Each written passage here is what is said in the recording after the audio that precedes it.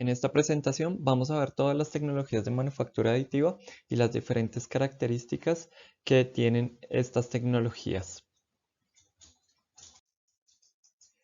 Bien, ya habíamos visto en la presentación pasada una primera clasificación donde teníamos que las manufacturas rápidas o las rapid manufacturing se dividen en dos técnicas generales: sustractivas, aquellas que remueven todo el material, y aditivas, aquellas que incrementan el material. En el caso de las sustractivas partimos de un bloque para llegar al resultado final, que es el prototipo del producto que vamos a fabricar. En el caso de las aditivas partimos de un material en una presentación específica y voy a hacer una construcción capa a capa para generar la forma o el producto que necesito. También habíamos visto este diagrama que lo que hace es identificar el proceso que caracteriza a las tecnologías de manufactura aditiva. Aquí es importante destacar que este proceso siempre tiene como inicio un modelado 3D. Este modelado tridimensional se puede hacer a través de software específico donde podemos trabajar modelos tridimensionales como Rhinoceros, SolidWorks, Fusion 360. Podemos también adquirir este modelo tridimensional a través de un escáner 3D que nos genera unas nubes de puntos y a partir de estas nubes de puntos unas mallas o unas superficies tridimensionales. O podemos adquirir el modelado 3D a través de sitios especializados como lo son Thingiverse, GrabCAD, entre otros, donde podemos descargar el modelado tridimensional. Después de tener este modelado tridimensional, lo que tenemos que hacer es convertir este archivo en un archivo STL. El STL lo que nos hace es convertir todas estas superficies y todos estos elementos en una mesh triangular que nos da tres ubicaciones en el espacio o tres puntos en el espacio y una ubicación en el espacio de esta superficie. Luego contaremos con el slicing. El slicing se hace a través de un software específico que lo que nos permite es hacer la subdivisión por capas del modelo y nos determina todos los parámetros de impresión, velocidad y demás, si es necesario generar soportes, y a partir de ello tenemos un código de impresión que es el que recibe la máquina. En la máquina vamos a contar con dos tipos. Lo que va a hacer la máquina es construir capa a capa o seguir ese código que hemos generado en el slicing. A partir de esto podemos contar con un servicio como el que ya hemos visto en algunos casos que presta 3D Hubs u otros tipos de entidades o empresas que prestan el servicio de impresión, o puedo irme directamente a la máquina a realizar este proceso. Y por último, vienen unas operaciones manuales, algunas requieren un postproceso, necesitan por ejemplo un curado o demás, como ya lo veremos a detalle en cada una de las tecnologías, o necesitan retirar la impresora, retirar el material de soporte, algunos casos dar unos acabados finales, etcétera, para ya finalizar con el proceso de impresión.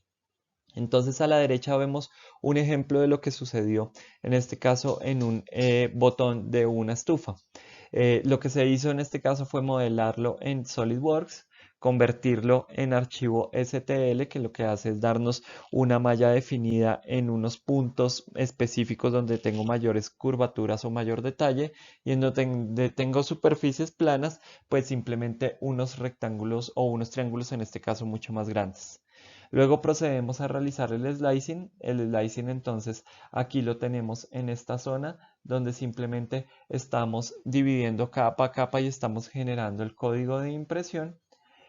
Y luego pasamos a el tema de la impresión como tal, que es en esta zona donde estamos generando pues con una máquina ya la pieza tridimensional capa a capa. Y por último, el postproceso, ya como resultado final. Entonces aquí tenemos la impresión y en ese postproceso pues tenemos que retirar el material de soporte, y si queremos darle algún acabado pues terminarlo lijar o terminarlo de postprocesar para luego sí colocarlo en nuestra pieza o en nuestra estufa. Hay diversas tipologías de tecnologías de fabricación aditiva. En este cuadro se encuentran como las más importantes y las más relevantes, y las que se encuentran sombreadas en naranja son aquellas que vamos a tratar en esta presentación y vamos a describir a detalle. Inicialmente tenemos una zona donde se describe qué tipo de tecnología o cómo se aporta esa tecnología, que es la parte de acá arriba. Entonces tenemos aquellas como por fotopolimerización, por extrusión de material, por inyección de material o por consolidación o aglutinación de material, y otras donde tenemos simplemente la fusión del material o la deposición directa del mismo. Abajo encontramos también cómo se da este proceso. Por ejemplo, aquí está curado por láser, curado por un proyector o curado por un LED u oxígeno, o otras que vienen catalizadas por una luz UV o con calor simplemente, o por de alguna manera por una forma de inyección. Y encontramos unos iconos de cómo se llama esta tecnología y cómo viene descrita, que pueden hacer con este tipo de piezas. En algunos casos encontramos temas trabajados con compuestos, metales, plásticos, arena, ceras perdidas o papel y compuestos. Y por último, en la última zona encontramos como los fabricantes y las marcas más representativas en cada una de estas tecnologías.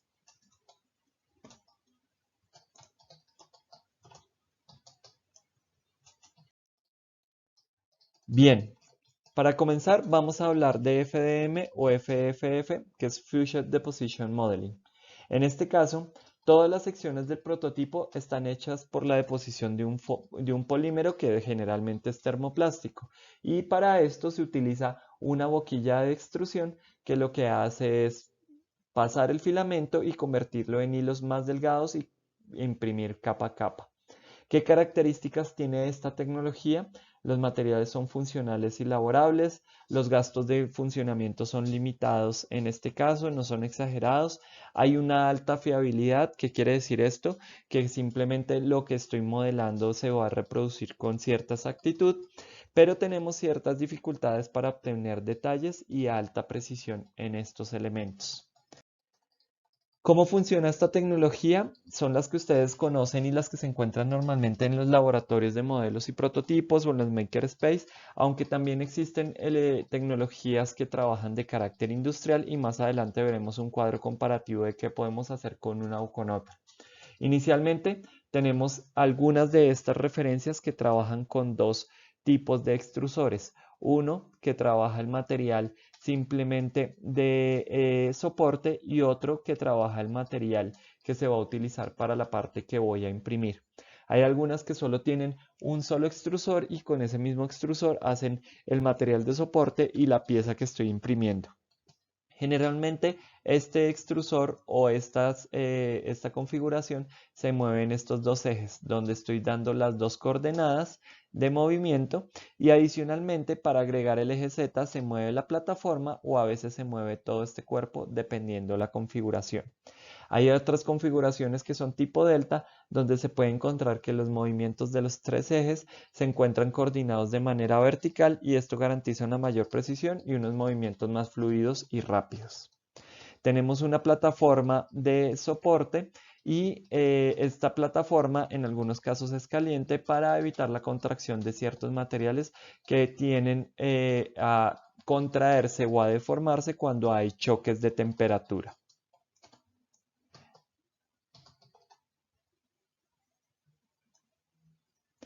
En el link que se encuentra acá sobre esta imagen podrán ver una de las impresoras y cómo es el proceso más detallado, para que puedan observar de qué se trata y cuáles son sus elementos esenciales. Bien, ¿qué beneficios tenemos acá? Los beneficios es que pues prácticamente podemos tener productos terminados. Hay una mínima pérdida de material y hay una fácil extracción del material de soporte.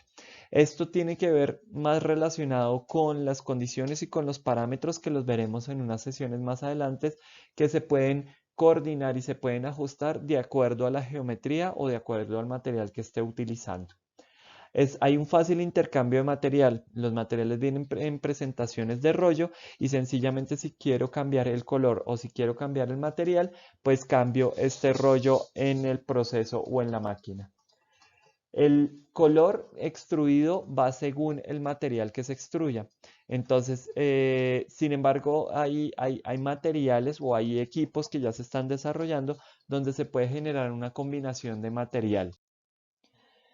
También tenemos materiales de diferentes tipos, entonces casi todos son de carácter termoplástico. Los más comunes son PLA y ABS. Hay otros específicos como son nylon, polipropileno, PVA, PET, que presentan otras características y otras propiedades muy similares a lo que es el material en sí inyectado con las tecnologías tradicionales. Hay materiales también compuestos donde se pueden trabajar temas como Laywood, Laybrick o Carbon Fill. Estos son materiales simplemente que utilizan como base un 60% o un 40% de PLA y le adicionan un 40 o un 60% de polvo de madera, de diferentes tipos de maderas, de polvos de cerámicos o de componentes cerámicos, o en el caso del Carbon Fill, de componentes o de polvos de fibra de carbono. Hay materiales flexibles también como el TPU, Ninja Flex conocido comúnmente o TPC en Flexafil, que van a permitir darnos piezas flexibles, y otros termoplásticos que se pueden trabajar con cargas de metal como aluminio en polvo, microesferas de vidrio, polvos minerales, materiales conductores eléctricamente o que tienen de alguna manera otras propiedades como son fluorescencia o propiedades de autoextinguible en el fuego.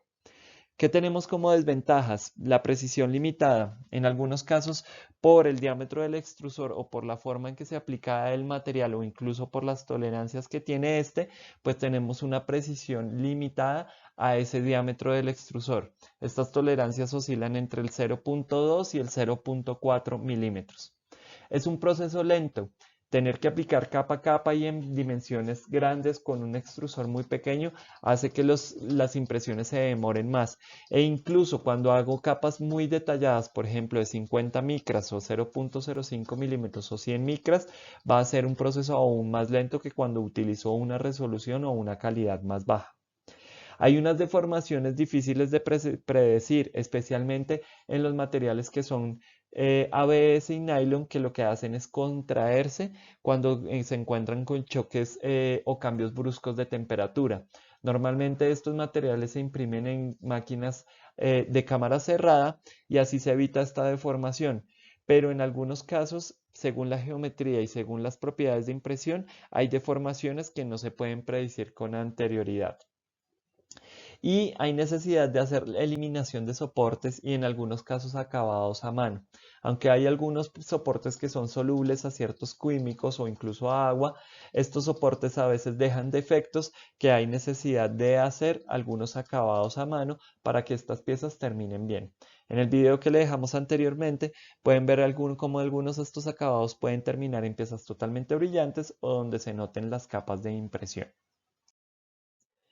En esta tabla encontramos una comparación entre las máquinas que son de carácter industrial y las máquinas de escritorio. Aquí se resumen las principales diferencias y los usos típicos que tenemos y los resultados que tenemos.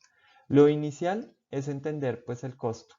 Aquí lo que vamos a tener es máquinas que de escritorio que arrancan desde el $1.000.000 o los $500 y que pueden llegar hasta los $5.000 o los 30 millones de pesos aproximadamente.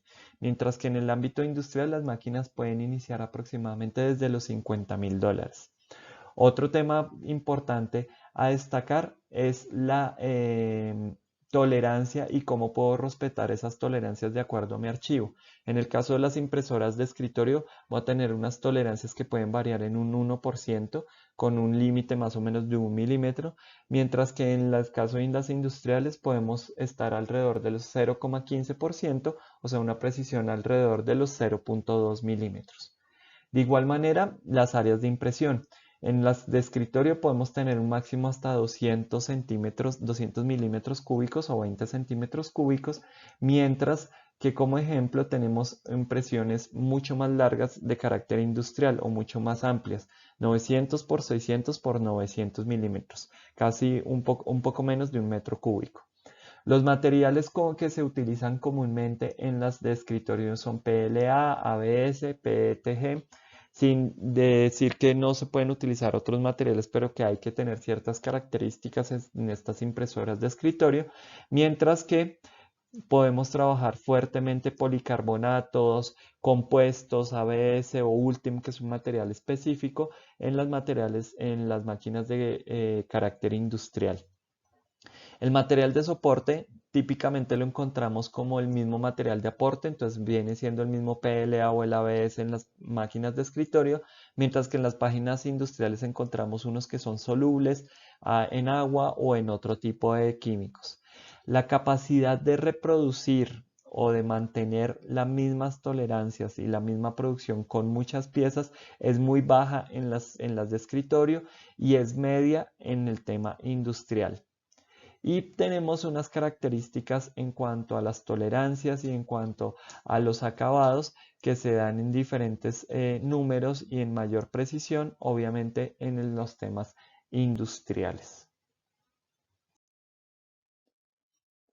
Continuamos con esta segunda tecnología, es la segunda más conocida y la que ahora está teniendo un poco más de boom en el mercado, que es la estereolitografía o SLA o DLP, Direct Light Processing. Este sistema fue patentado y desarrollado en 1987 por uno de los fabricantes que más se conoce ahorita, que es 3D System, y lo que utiliza es un líquido simplemente que se cataliza o se fotopolimeriza con una radiación de luz. En el caso del SLA tenemos una fuente láser que lo que hace es catalizar las zonas que se quiere que se solidifiquen, y en el caso del DLP lo que hacemos es proyectar un haz de luz hacia estas zonas que queremos que queden sólidas en nuestro prototipo. ¿Qué tenemos como características de esta tecnología? Tenemos una gran variedad de materiales, tenemos una buena precisión y acabados por el láser y por la luz que estamos emitiendo. En algunos casos tenemos una necesidad de post-tratamiento, hay necesidad de pasarlo por una cámara UV o limpiar su material y los residuos de material líquido que quedan.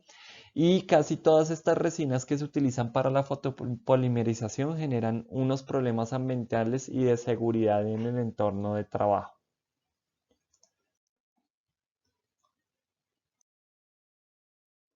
¿Cómo funciona esta tecnología? Pues sencillamente lo que tenemos es una piscina donde se coloca nuestro líquido o nuestra resina fotopolimérica, y en la parte de abajo tenemos un espejo o tenemos un haz de luz, un proyector de luz que lo que hace es enviar, en el caso del láser, una luz láser que se focaliza a través de espejos para solidificar en ciertas zonas, y en el caso del DLP, un haz de luz a través de un proyector que me solidifica ciertas zonas. En la parte de arriba tenemos un elevador o nuestra superficie de soporte, y lo que va a hacer es imprimirse la parte a medida que va saliendo esta superficie o esta base de soporte. En el video que está adjunto a esta presentación podrán encontrar o que está linkeado en esta imagen, podrán ver cómo funciona exactamente esta tecnología con una descripción también de uno de los fabricantes más importantes. ¿Qué beneficios tenemos? Aquí no hay necesidad de tener una obligatoria supervisión como lo teníamos en la tecnología anterior. Aquí tenemos un funcionamiento continuo, hay diferentes modelos que tienen diferentes volúmenes de construcción. El láser y la proyección de luz nos permite tener una buena precisión, por lo tanto es más adecuado para otras áreas de aplicación como son medicina, odontología y demás. El acabado superficial es es de los mejores comparado con otros sistemas disponibles y pues con los más económicos, y hay una amplia selección de materiales, desde resinas casteables que se utilizan en joyería, con diferentes grados, materiales flexibles con diferentes grados de dureza, o materiales que simulan diferentes características como ABS, policarbonatos, transparencias y demás. ¿Qué tenemos como desventajas? En este caso siempre tenemos que pensar en la necesidad de soportes. Deben ser planeados y diseñados con anterioridad con la pieza. Hay una necesidad de trabajo después de esta construcción. Hay que quitar estos soportes, hay que limpiar la pieza del material que queda o del líquido que queda sobre ella. Y pues sencillamente quitar estos soportes y quitar este material, pues en algunos casos puede dañar o quitar detalles que necesitábamos en nuestros prototipos. Y por último, hay una necesidad de poscurado. De acuerdo a las dimensiones y a la geometría de la pieza, hay que pasarlo por una cámara de fotocurado con luz UV para completar la fotopolimerización y que este elemento quede completamente rígido de acuerdo a las propiedades y condiciones del material. De igual manera, pues tenemos una tabla comparativa de lo que son las tecnologías DLP y SLA de escritorio y de carácter industrial. Entonces aquí pues tenemos una comparación en cuanto a la precisión que logran estas máquinas en esta primera zona. Entonces aquí podemos ver que en el caso de las de escritorio podemos llegar hasta unos 140 microns como máximo o unos 30 microns, y en el caso de las industriales podemos llegar a 10 o 100 microns. En el caso de las SLA podemos llegar a unos 240 microns y en las industriales pues podemos llegar a 30 y 140 microns. El espacio o digamos la separación que tenemos en los layers también cambia considerablemente entre las desktop y las industriales. Lo mínimo que puede hacer o las paredes mínimas son también unas variaciones importantes de casi 0.4 o 0.2 milímetros.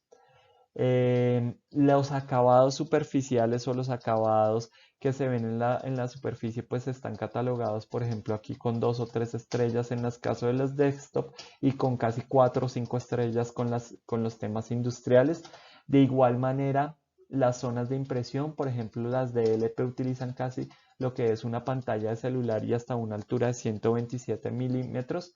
En otras contamos, en las de SLA contamos con un área más o menos aproximada de 150 milímetros cuadrados, mientras que en el área de industrial ya contamos con unas áreas un poco más grandes que nos permiten trabajar. Los tipos de resinas también son muy limitados en las que son de escritorio y un poco más amplios en las que son industriales.